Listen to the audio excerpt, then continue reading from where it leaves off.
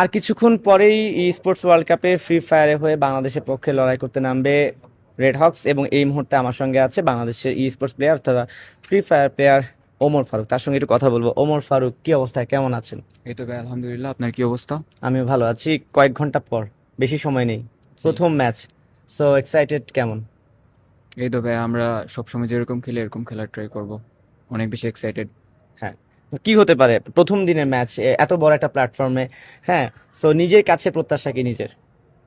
আমি আমার বেস্ট চেষ্টা করব, এখন দেখা যাক আলহামদুলিল্লাহ কি বেস্ট। হয়, তবু আল্লাহ একটা হাফেজ। প্রত্যাশা থাকে না যে ফুল টিম মিলে আমরা এতটুকু যেতে পারি, মিনিমাম এতটুকু হলেও পথ আমরা পাড়ি দেব।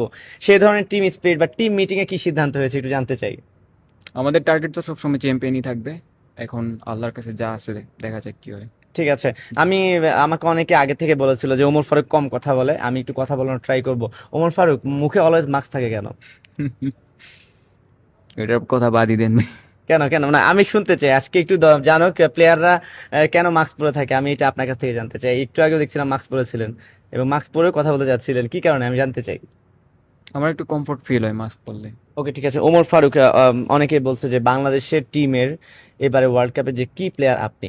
তো আমি যখন আপনার কাছে জানতে চাই যে আরো কোন কোন ফ্যাসিলিটিস বাড়ালে বাংলাদেশে যারা ফ্রি ফায়ার নিয়ে খেলছে বা ই স্পোর্টস নিয়ে খেলছে ভালো করতে পারবে, কি মনে হয় আপনার কাছে? আমাদের আমাদের বাংলাদেশে বলতে গেলে আমরা এখন পেড টুর্নামেন্ট দিয়ে চালাচ্ছি। যদি ভবিষ্যতে আরো বড় বড় টুর্নামেন্ট আসে তাহলে আমাদের ভিতরে অনেক কম্পিটিশন বাড়বে।